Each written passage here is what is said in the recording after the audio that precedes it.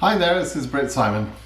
So I'm going to create a video here which I hope will explain to you some aspects of the DV processing. In particular, I want to focus on how cases are scheduled at the embassies from KCC and how they handle the queue of cases that are in AV status. I'm also going to briefly touch on the DS260 processing, how that works, although in DV 2023 almost all of you have had your DS260s processed now, but it is just a helpful part to understand how the system works with regard to that as well. So I hope the video is useful to you. I hope you enjoy it. Please do subscribe to my channel, and if you like the video, give me a thumbs up. I'd be interested to hear your feedback. All right, thanks everyone. Okay, in order to help explain this, I've set up a demonstration which I'll use some beads and some glasses here to represent the case processing as you submit the DS260.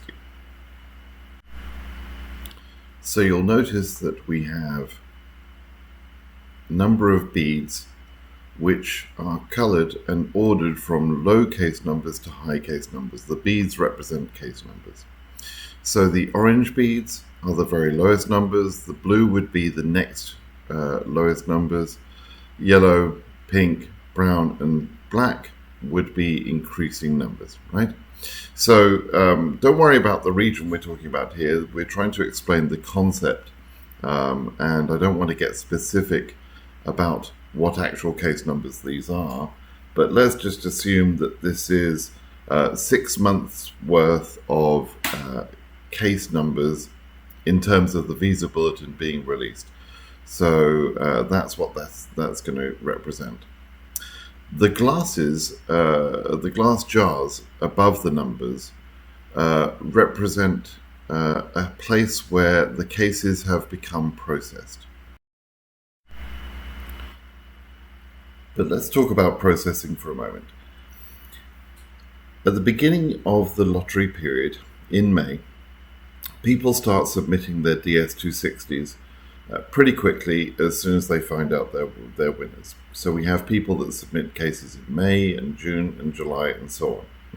And people can continue to submit their DS260s right up until quite late in the process, as late as April or May the following year.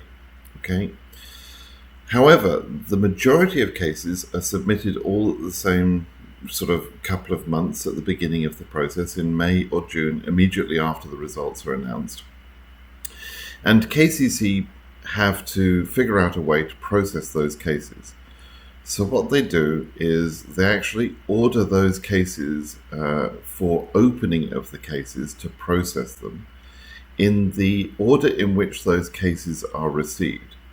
Now, I'm not saying that all the cases will be processed in the order that they're received, because individual cases take different times of processing.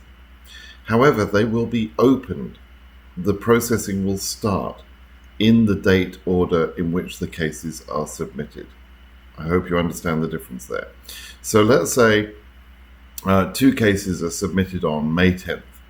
One of those cases may take 2 months to process, and the other case may take 4 months to process. Okay, clearly the first case to be processed is going to be added to the glass jars before the second case to be processed. They were both submitted on the same day, but for whatever reason, those cases need different times in order to be processed. What are the reasons? Well, the cases can be either more or less complex.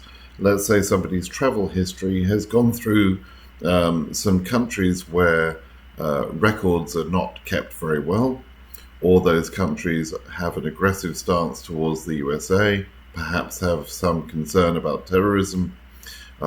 Clearly, someone that has lived or traveled in Middle East countries, for example, could experience a longer time of processing than someone who was, let's say, born in Germany, lived in Germany all his life and never traveled anywhere. Okay? The profession can also make a difference. The name of the person can make a difference in processing time. There are various factors that can affect the processing time.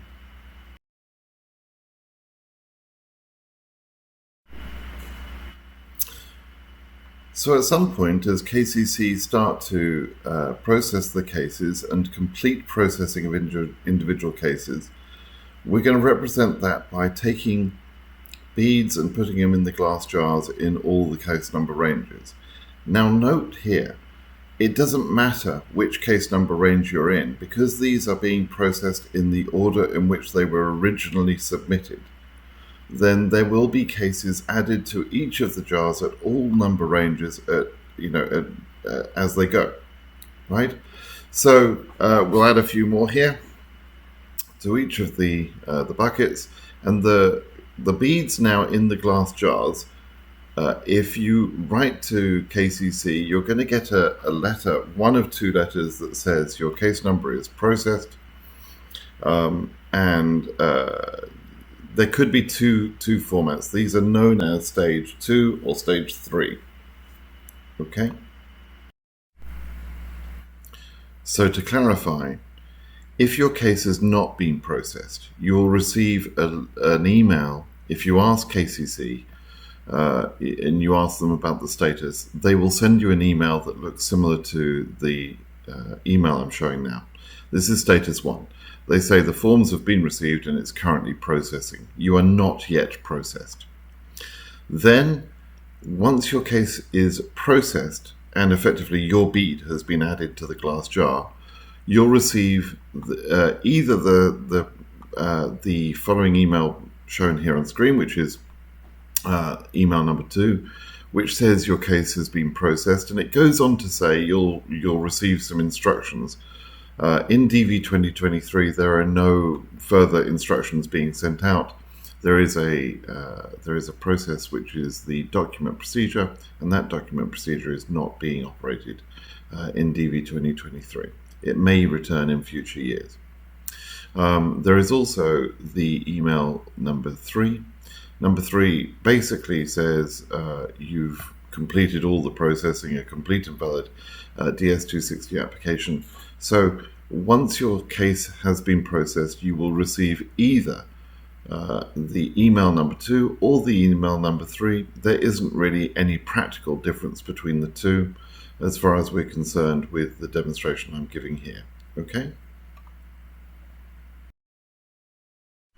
Okay, we're now going to introduce the next section of the video, which is about the AV processing status. To do that, I've introduced this concept of the board that I'm showing to the right-hand side of the screen.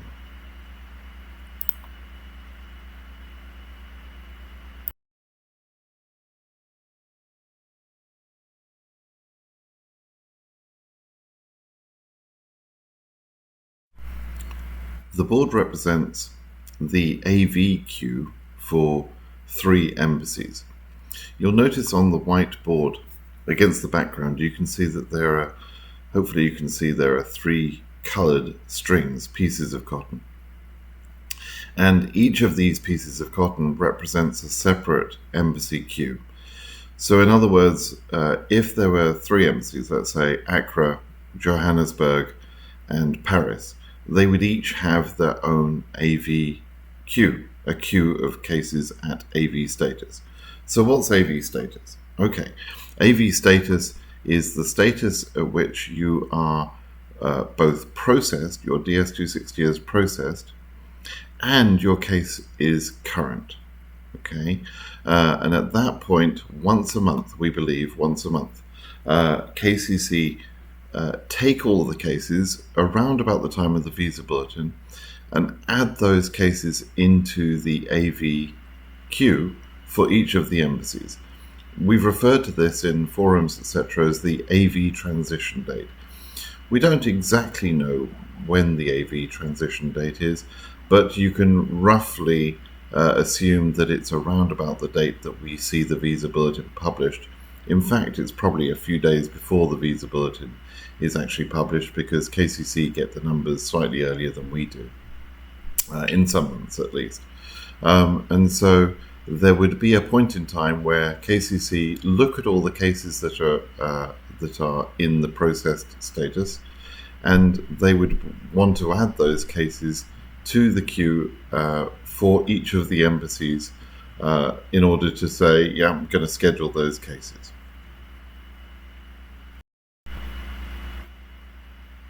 Now, the important concept that I want you to be able to grasp here is the order in which those cases are added to the AV queue and the behavior of the queue of AV cases once those cases are in there. Okay, so let's assume that the visa bulletin has been published and all the cases that are orange are now current.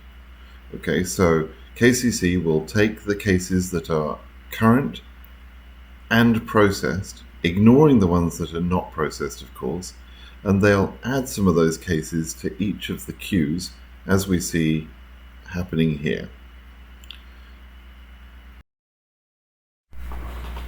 Now, this process is happening just before we start receiving any 2NL. So the queue of cases at AV status is being built up for each of the embassies. And as you can see here, we've now reached the point where we've got a couple of cases for the first queue, a couple of cases for the second queue, and one case on the third queue.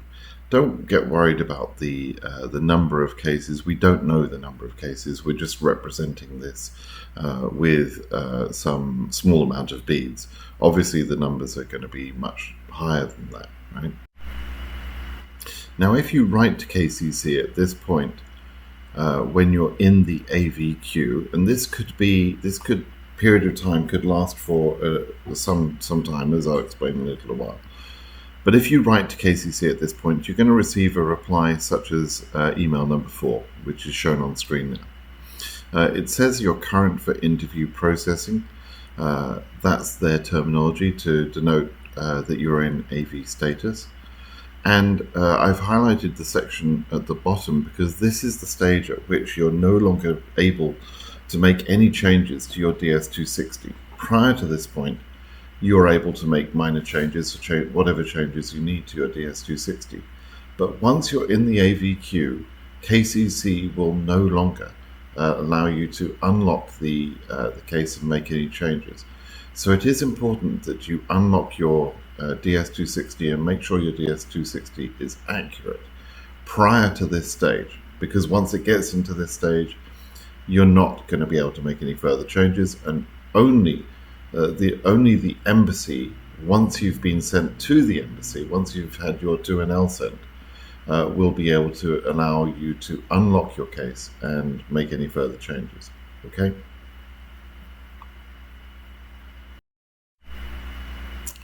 Now we have to note that at this point, there are cases still in the glass jars. As you can see, there are beads in there that have been processed, but of course they're not current yet. So those cases that have been processed early simply have to wait until they are current. They can't be moved to the AV queue.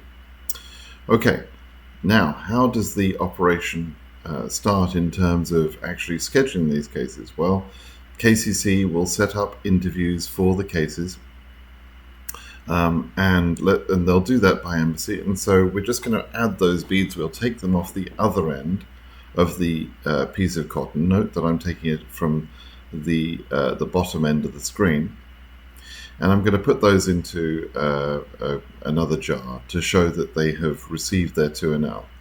Now, embassy number 1 was able to take both the cases that they have in the AV queue. They're doing pretty well, but embassy number 2 only had capacity to take one of the 2 cases that they had. They can determine how many cases they take. And embassy number 3 said, we're not going to take any cases at all.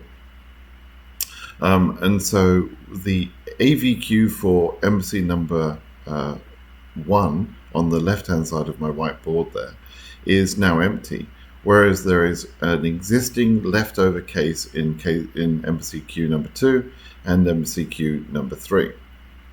Okay, so then DS260 processing continues, of course, and we see more beads being added and those cases will be added across all of the case numbers. So they're going to go in to all of the jars, and you can imagine the number of cases being processed increases. And don't forget, if you were to write to the embassy at this point, once you've been processed and you're in the glass jar, you're going to get an email that is either version number 1 or version number 2. Okay, so that process continues.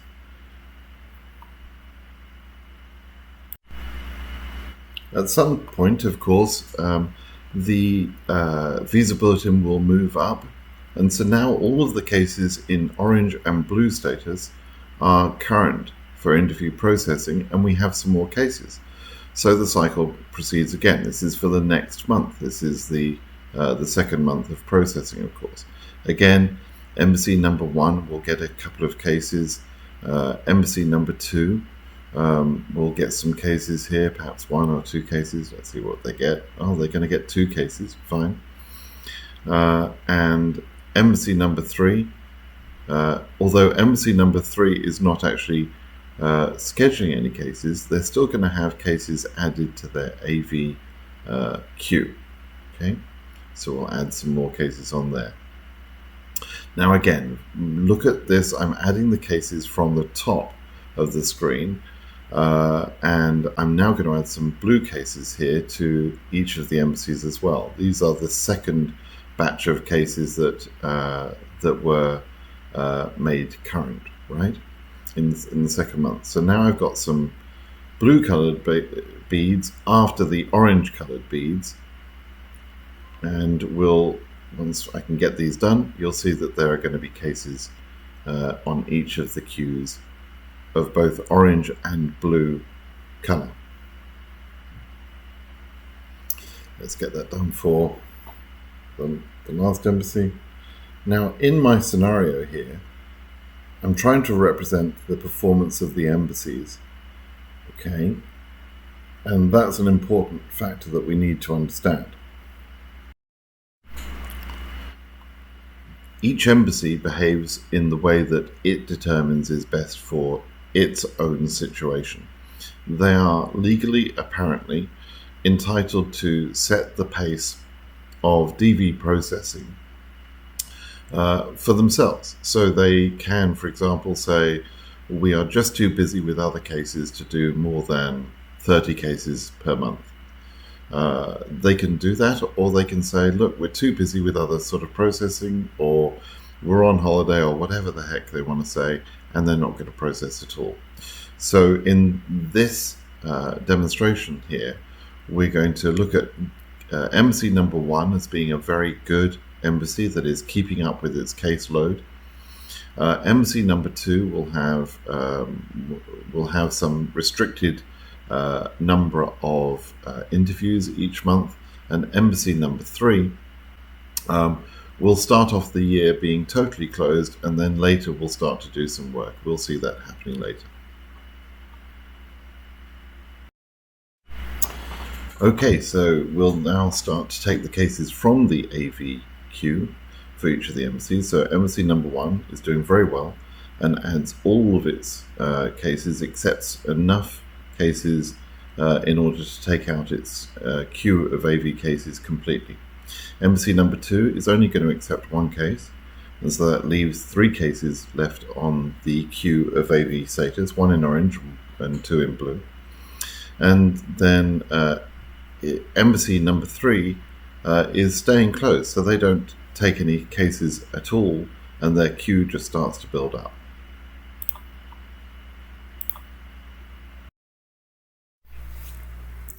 So processing will continue, and again we see case numbers and beads being added into the jars. Again, this happens across all number ranges, not just the lowest case numbers. It's going to be all case number ranges where more cases have had their DS260 processed.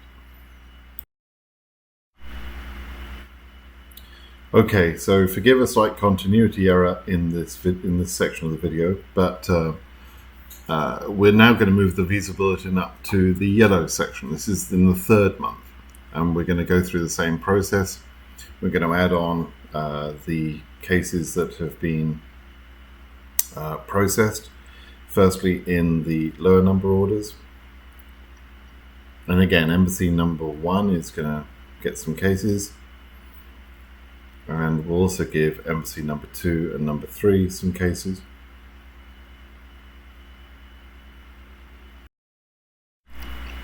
And I'm just going to fast forward the video a little bit so that you can see the result. And we'll pause here and look at what we've got.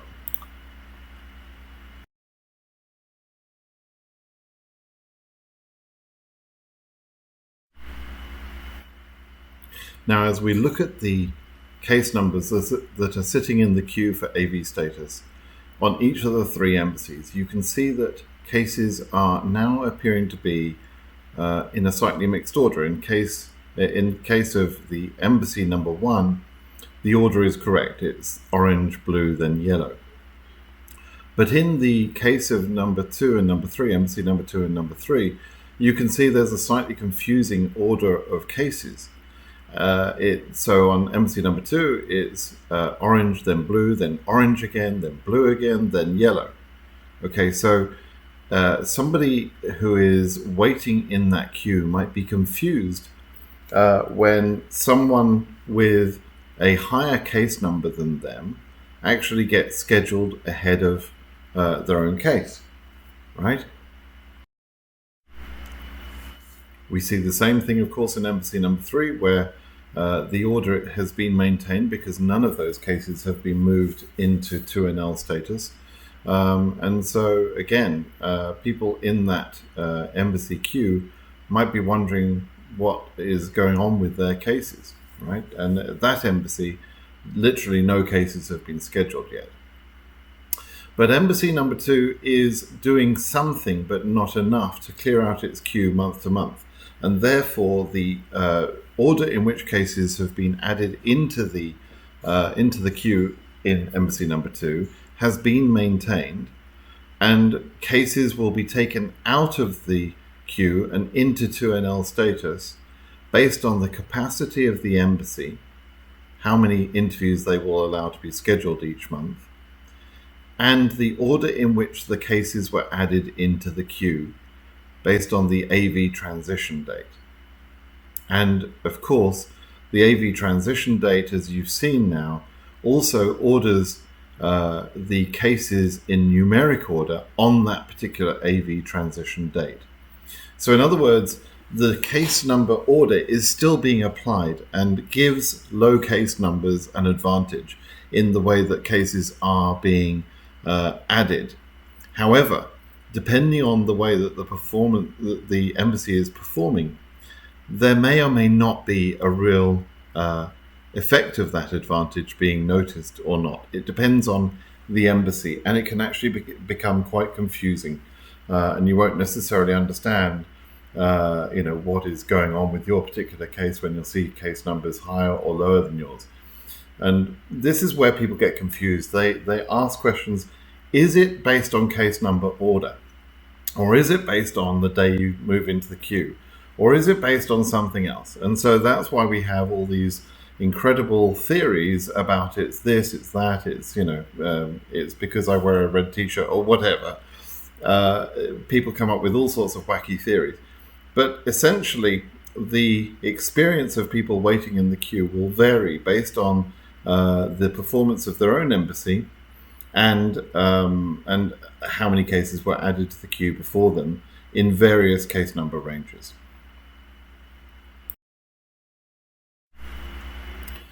Now, as time goes on, we're going to begin to see more cases added to the DS260 processing jars.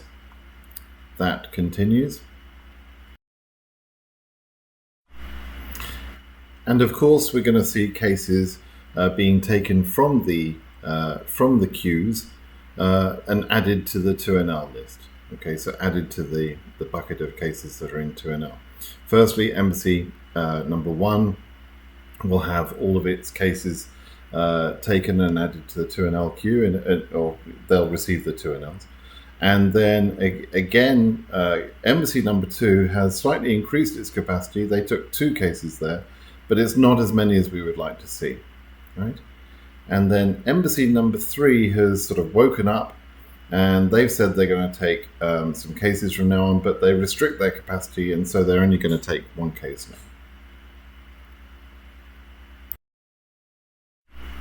In time, we will see the Visa Bulletin move up to make the next numbers available. And you can see that there are some cases that have been processed in each of the glass jars in each of the number ranges.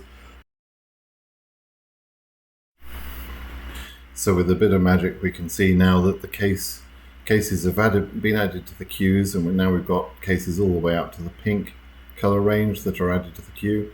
And of course, embassy number 1 is still doing great. We add all of those to 2NLs. Embassy number 2 is also working. They're doing slightly better. They're going to take a few more cases than they have done, and so we'll take some of those. But you can see now the impact on the queue. The queue is built up quite largely, and even though embassy number 3 is working, they're still working at a reduced capacity. They're not taking all of the cases that they should take each month. So I'm hoping by now you're understanding the concepts that we've introduced here. The DS260 processing itself, how that happens, what order it takes, etc. And then the way that the cases transition to the queue of cases for each of the embassies. There is a separate queue for each of the embassies, as we can see. And the AV transition date, which to recap is the date around about the Visa Bulletin, probably just slightly before we see the Visa Bulletin published. That's an important date. We don't know that date necessarily, but it's the point at which all of the cases which are both processed and current are added to the queue each month, and they're added into the queue in the case number order. Okay, so while they're in the DS260 processing area, while they've been processed, rather, their case numbers have been maintained, and in the AV queue there is a case number order that is maintained, but it's applied to each transition date. In other words, the block of cases that are moved on the same date will be ordered in numeric order.